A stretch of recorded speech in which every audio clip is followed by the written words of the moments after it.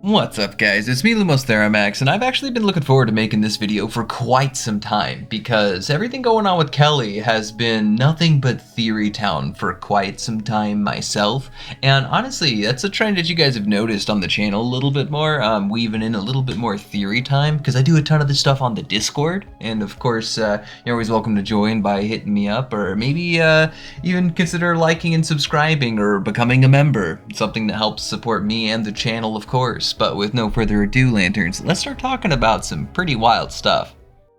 So, if you're relatively new to Lantern stuff, you're probably like, wait a minute, who in the hell is Kelli Quintela? Well, let me break some things down for you. Kelli Quintela is a young 11-year-old girl, or at least at the time of her origins, where she just was wandering a junkyard and came across what looked like a Green Lantern who was shot and dying. And she essentially wandered up to him, and he gives her this gauntlet saying like, yo, this will basically just let you do, you'll be able to do whatever with this. And she clearly recognizes him as a Green Lantern. The Lantern's name was Ioral, someone I've never heard of.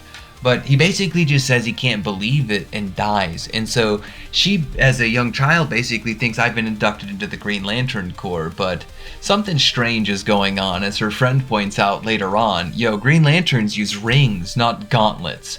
So he gave her a gauntlet with a battery pack, and that's really weird. Something that there's not really a lot of answers to, especially in her first and foremost runs. But essentially, she winds up joining Young Justice, fighting against Poseidon, fighting against Opal, this wildly powerful god inside Gemworld who threatened to destroy everything inside Gemworld. Like, she wound up fighting against a bunch of different people hanging out with them, but eventually she gets confronted by John Stewart. And John Stewart's like, yo, that thing shouldn't even exist. It's some form of alien technology that can hack into the Green Lantern energy, but from where, we're not entirely sure. But that's not cool. That shouldn't exist at all. And so he immediately takes her and is like, I've got to take you to the Guardians. This is like unhinged. And her story kind of continues down the way. But John Stewart, as he looks at that thing, the very first thing he thinks about is the other gauntlet he's seen before. The only other gauntlet that's weaponized these things specifically. Krona's gauntlet was super duper unhinged, okay? And I don't use the term super duper very often, and trust me, it's worth it. Krona's gauntlet allowed someone like Guy Gardner to keep up with Guardians amped by emotional entities, several at the same time, not to mention the very things that it did to Hal Jordan later on, like for example altering his physiology to become so will-driven that he just becomes a construct unto itself. Really wild, completely changed his character almost entirely for the entire Hal Jordan and the Green Lantern run. Definitely recommended as a read. But basically, anything Krona makes is always unhinged. Also referenced in later runs as the Eye of Krona. Anything associated with him is just on another level. And if John looks at this thing and immediately compares it to that, especially in functionality, yo, it's unhinged, okay? That should be the first sign of this tech being crazy. So not only can it replicate anything a Green Lantern ring can do, as she's kept up with all these different figures, but we're also comparing it now to some of the higher end technology. Hal with that gauntlet beat up a time-displaced Parallax Hal Jordan. And he said he needed more power to fight that version of Hal Jordan. If that thing is the same, wild. So, John Stewart clearly is going to find out if that technology is the same, and he goes to visit the Guardians of all places. Now, the Guardians are like one of the foremost experts on anything technology-oriented that deals with the emotional spectrum, and they look at her and say, yo, she's like some form of quantum conundrum unto itself. We just can't figure that out. We can't figure her out. And she overcame the physical exam of the Guardians. She can keep up with them, move around, and they cannot even get this gauntlet off, which is unhinged, because they basically have the schematics and everything for most technology. So for someone to have created emotional technology that like overcomes their own, that they can't remove it from somebody, that is genuinely wild, unless she just scales equivocally. And even in that case, there are some instances in here where, like, she obviously doesn't want it off, but, like, while she sleeps, the Guardian should be able to pry that thing off of her. Or it's just that powerful. Like, it's genuinely wild. But during this routine, they basically say, yo, that is definitely not Krona's gauntlet. We still have that locked up. So we know that it's definitely not that thing. But it's definitely not of Owen design. which is really weird because Krona's gauntlet was of Owen's design, but clearly this seems somewhat inspired by it. However, they drop another bomb, which is even wilder, that it does not draw on the central power battery. What? Yo, the only time we ever see something like that is if something directly is mainlined into the emotional spectrum, but who knows, maybe we're mainlining some other stuff here, we'll find out. She winds up tanking the central power battery exploding, and keep in mind every Green Lantern lost their powers here, but Baz was close and tried to tank it, and it blew up his ring. So, like, that's unhinged, and obviously she gets super triggered that somebody blew up the central power battery, and she hears that Sinestro might have done it, so she runs on the entire Sinestro Corps on Korugar. She takes out the entire Black Order, given, like, Becca's not here and some of the notable ones from like the New 52, but I mean these guys are still some of the like the hardcore ones. Like we got Arkillo here, man, like what the hell. She winds up ragdolling all of them only to get defeated by a really powerful Yellow Lantern, Jessica Cruz, who has to use mind hacks to overcome her. And that's simply because she's a newbie. She has no training against like mind hacks or anything along those lines. But the fact that she can hold her own against the entire Sinestro Corps on Korugar with all their additional defenses is just kind of wild. Even while unconscious, she can actually create constructs that can bolo most of the higher tier Green Lanterns like Joe Moline. Kind of crazy, and even some Thanagarians as well. So maybe there is something to them being unconscious and still affecting things.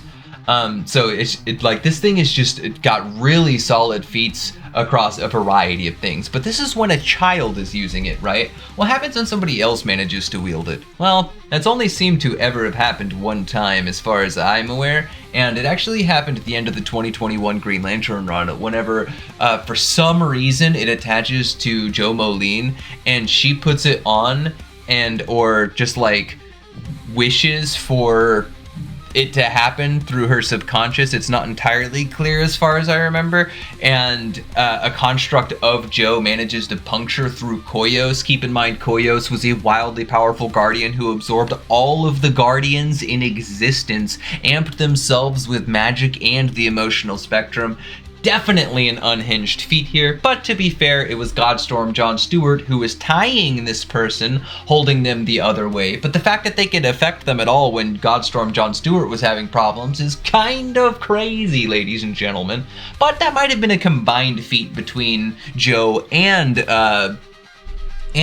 Kelly, so who knows, maybe that's a what if, but like, dude, that's crazy. Look at this technology, man. And then things get even crazier, okay? Because if any of this wasn't unhinged enough, the 2023 Green Lantern run just decides to start dropping bombs left and right, okay?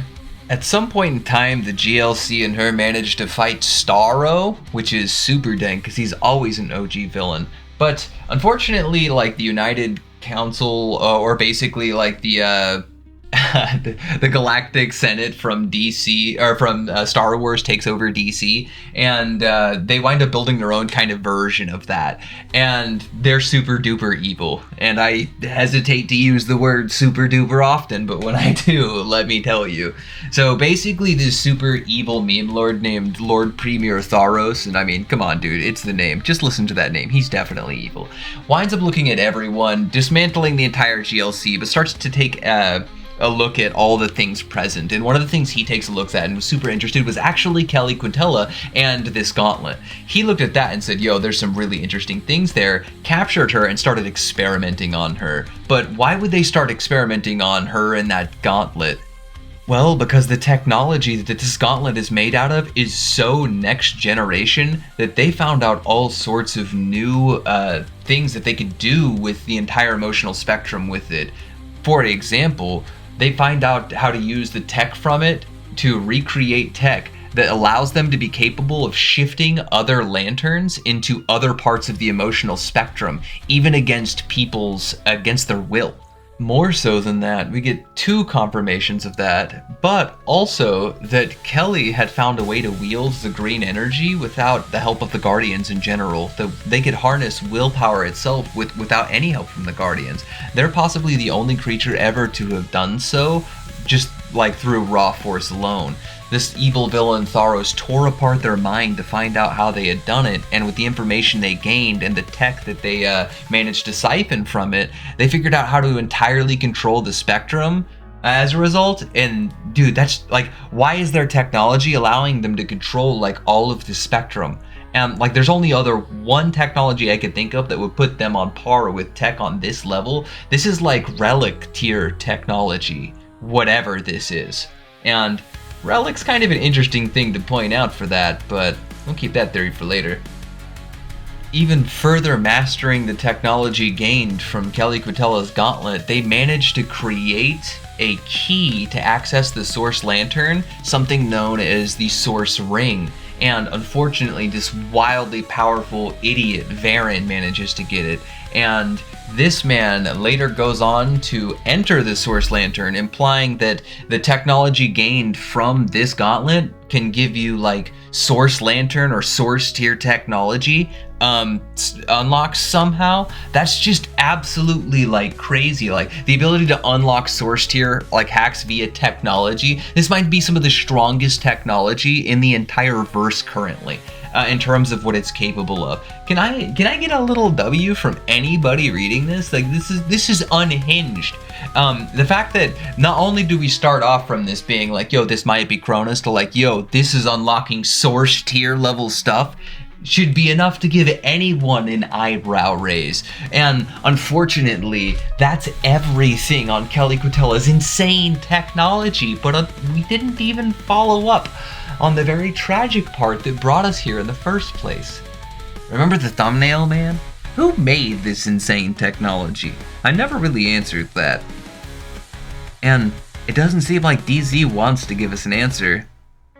But maybe I can give you guys an answer. But I guess we are kind of like already like 12 and a half minutes in. Maybe I'll save that for the next video. A video kind of encapsulating the theories from this and my last theory video, all in kind of something a little bit larger as to what exactly is going on in the greater scheme of things in this Green Lantern run, and who a possible hidden villain behind everything might be. But we'll save that for next time, Lanterns. Be sure to like and subscribe to your homie Lumos Theromax, and even consider becoming a member, as I said at the beginning of the video. It helps out a ton, and you get access to all my videos first. And be sure to tell me what you guys thought about this entire, like, character. Because, like, Kelli Quintela is super interesting to me. I just wish that we could get her toward the forefront of things a little bit more. It's unfortunate that one of my favorite stories for her is still an alternative future right now, because the one thing I didn't include inside the majority of this video is the future state story with her and Mogo, and there's only more memes to be gained inside that story, but I've already covered that on the channel, so you'll have to check that out. And with that being said, guys, I guess we'll catch you next time. Later. You'll join my list of dead after I tear you in half. And I laughed at the thought of them controlling me. I'm the ultimate dragon that spawned everything. I resist and